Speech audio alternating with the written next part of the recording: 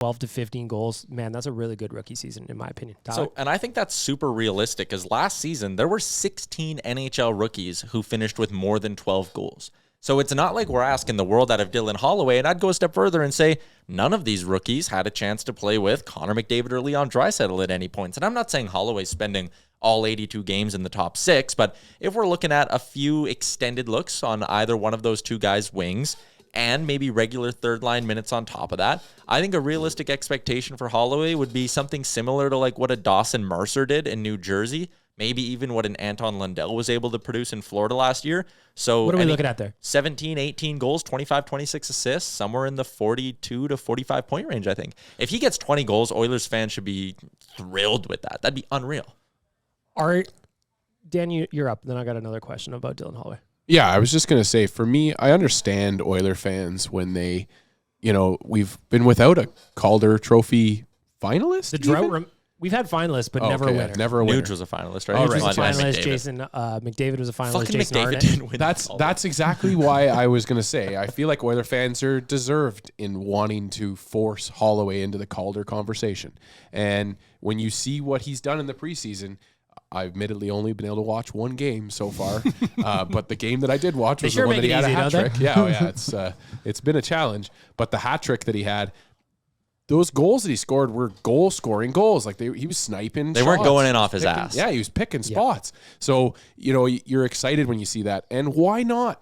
Why not have a Daniel Sprong come up and play with Sidney Crosby and have it turn into absolute gold? Who says that Dylan Holloway can't be that guy halfway through? Exactly. So, I want to see that. I would love to see him go for the Calder. I'm excited, and let's just stay positive and eager about having a nice, young, talented player on our lineup. I was going to say the reason I also don't think he's going to be in the Calder conversation is guys like Mason McTavish and Owen Power. Like there's actually Seattle's combination of Wright and like Holloway's obviously a high-end rookie, but a lot of bad teams have high-end rookies who are going to play a ton more than Holloway is going to play, right? I was just going to say, just to that point, for rookies, though, usually it's a dark horse that comes out of the behind with the Calder Trophy, Who right? won it last year? Not Tanner Janot, who should have. Cider. Cider. Yeah, 6 overall. But he was legit. He came out of nowhere. But again, a guy that exactly wouldn't have been in the top picks there. So now I do think that Seattle's going to come away with the Calder Trophy this year. But I understand Oiler fans being excited about it. So I go ahead. I just want to say, having a rookie produce in the NHL is not easy by any stretch. And to Liam's point, there's a lot of good rookies this year. Mm-hmm. And there's some that are a little bit older than Holloway that are making their NHL debuts this year, maybe a little bit more advanced. But it's going to be really interesting to see where Jay Woodcroft plays him. The last 2 preseason games, the one in Abbotsford and then I guess back here before that, he played with Draisaitl in one game, McDavid the next game. If he plays with those two, then maybe the production is at a point where you go, oh shit, he's in the conversation. We didn't necessarily expect it. But for me, that is a gravy situation where I don't think any of us should be counting on that. No.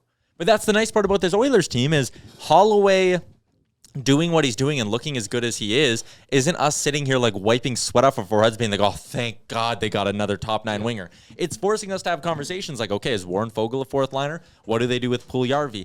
He actually had to come in and like blow the doors off in camp to even get a sniff of being a realistic option for opening night.